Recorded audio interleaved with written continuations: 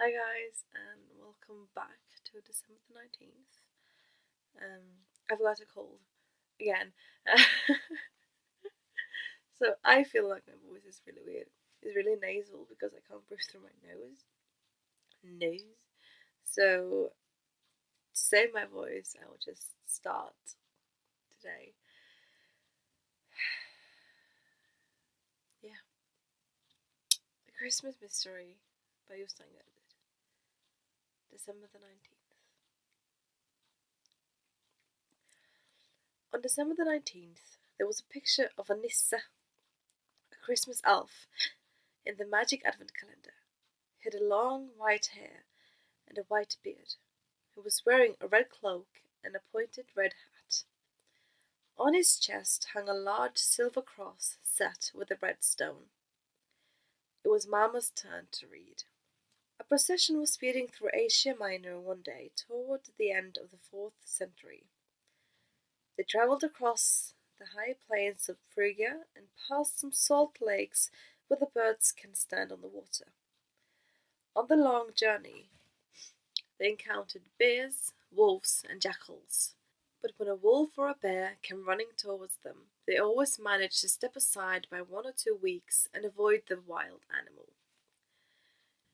They climbed up through a pass on the high mountain range of Pamphylia, which stretches from east to west along the Mediterranean coast. A few thousand meters above sea level, they saw a figure dressed in green. It was a tall man, sitting like a living landmark at the point where the road began tilting down towards the Mediterranean Sea. As soon as they noticed the man in green, Caspar and Balthasar began waving and tried to get past the sheep. "Who's that?" asked Elizabeth. "He must certainly be one of us," said the angel Ephoriel. The stranger rose and threw his arms around Caspar and Balthasar. "The circle is complete," he announced solemnly. Elizabeth didn't understand this, but then the stranger came over and greeted her. "Welcome to Pamphylia," he said. "My name is Melchior, third wise man and king of Egriscula." Then Elizabeth understood what he had meant by the circle being complete, for now all the 3 kings of the Orient were together. "You have such strange names," she said. "You're wise men, kings of the Orient, and Caspar, Balthasar, and Melchior." Melchior smiled from ear to ear. "We have even more names. In Greek, we are called Galagat, Magalat, and Sakharin. Some people call us Maggie. But it doesn't matter what they call us. We are part of this story on behalf of all people on earth who do not come from the Holy Land." Elizabeth looked up at the angel Ephoriel, and the angel nodded. "That's quite true." "Of course, one would not tell lies, would one?" Melchior went on. "One would not be a king of the Orient unless one spoke the truth, would one? One would not be particularly wise, either, only seeming wise." He was so funny when he talked that Elizabeth couldn't help laughing. He had more to say. "I'm so happy that I often want to sing and dance, and I'm especially happy at Christmas time, for that's when Jesus was born." "That's enough," said Joshua, striking a stone with his shepherd's crook. "To Bethlehem! To Bethlehem!" But Melchior spoke again. "We must greet the Christmas Nisse first. He lives just below here." They set off down the steep mountainside toward the Mediterranean. As they ran, Elizabeth said, "Is it really true that we're going to greet the Christmas Nisse?" Ephoriel pointed down at a town clinging to the side of the mountain. They could only catch a glimpse of the Mediterranean in the background. "The time is 322. The town is called Myra, and this is where Paul came when he was traveling to Rome to tell the capital of the Roman Empire about Jesus. He founded a Christian community in Myra too." "I don't understand what that has to do with the Christmas Nisse."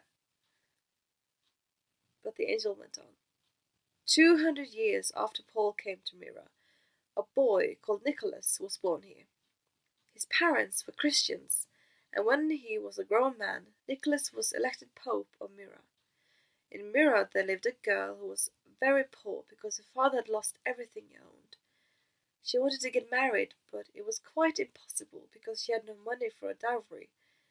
Bishop Nicholas wanted to help the poor girl, but he knew her family were too proud to accept a gift of money.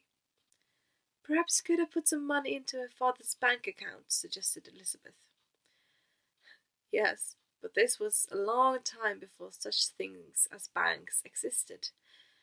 Nicholas did something similar, though. He crept out during the night and threw a bag of gold coins through the family's open window. That way the young girl was able to marry after all. That was kind of him, but that wasn't the end of it. He thought it was so much fun to throw gifts through people's windows that he went on doing it. When he died, many legends were told about him. Later, he came to be known as St. Nicholas. In English, that turned into Santa Claus, and in Norwegian into the Christmas Nisse. The word Nisse comes from Nicholas, and so do the names Nils and Klaus. Did he have a red suit and a long white beard and a red knitted cap? Wait and see, said the angel Ephriel. The sun had not yet risen. They stopped in front of a low church building in Myra, and as soon as they did, the door opened. Out strode a man with a long red cloak, a long white beard, and a red hat on his head. Around his neck he wore a large silver cross with a red stone in it. He almost looked like a Christmas Nisse, but Ephriel whispered in Elizabeth's ear that the time was 325 years after the birth of Jesus, and those were the clothes that bishops wore at that time. It is Bishop Nicholas of Myra, whispered the angel. Elizabeth had an idea. Does the name have anything to do with myrrh? You do well to ask, for myrrh was one of the 3 Christmas gifts to the Christ child, said the angel with a smile. It becomes usual to give gifts at Christmas because of the gifts the 3 wise men brought to the Christ child, and because of Bishop Nicholas's generosity. In his arms, the man held 3 different caskets. He walked with firm steps towards the 3 kings of the Orient, bowed low, and offered each of them a casket. Casper's casket was full of shining gold coins. In Balthasar's casket was a frankincense, and in Melchior's myrrh. We are on our way to Bethlehem, said Caspar. Bishop Nicholas laughed so that his beard shook. Ho, ho! So you must take a few little gifts for the child in the manger. You absolutely must do that, mustn't you? Ho, ho! Since Elizabeth was standing in front of a real Christmas Nisse, she ran right up to him and felt his red cloak. He bent down and lifted her up on his arm. She tugged on his beard to find out whether it was real, and it was. Why are you so kind? She asked. Ho, ho! Laughed the man in red again. The more we give away, the richer we become, and the more we keep to ourselves, the poorer we become. That's the mystery of generosity, neither more nor less. But it is the mystery of poverty too. Ephriel clapped. Well spoken, Bishop! Bishop Nicholas continued. All those who collect treasures upon earth will be very poor one day, but those who are given away all the possessions will never be poor. Besides, they have had so much fun that they have always rejoiced. Ho, ho! For the greatest joy on earth is generosity. Maybe, said Elizabeth. But first you have to own something to give it away. At that, the good-natured bishop laughed so heartily that his whole body shook. Elizabeth almost became seasick as she sat on his arm.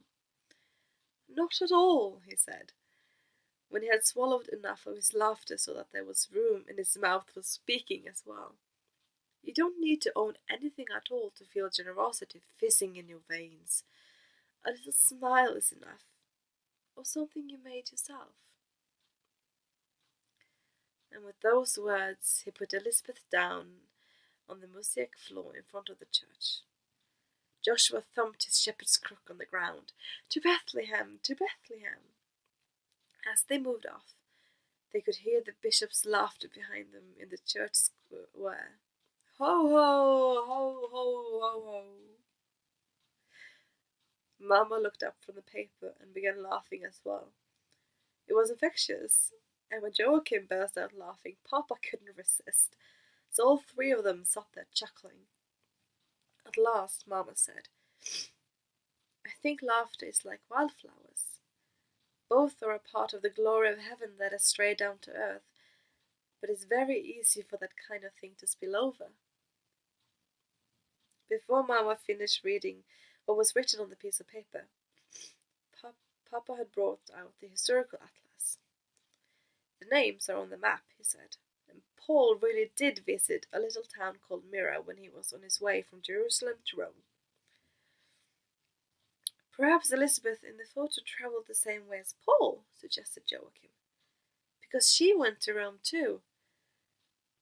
And she had a silver cross with a red stone in it, said Mama. The Christmas Nissa did too.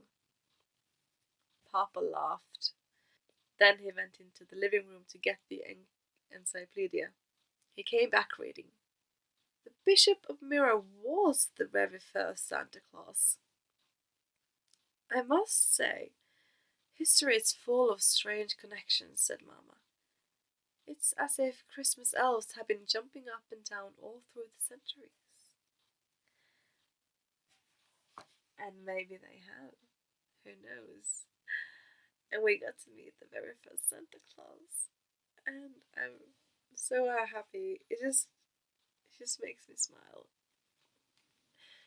And my motto in life is basically what he said. To give away to... Even if you have nothing to give away, a smile is enough. And it brings such joy and happiness to everyone else around you. And I think truly that is the best treasure in the whole world. I really do. Anyway, that concludes the 19th of December. I hope you're enjoying it.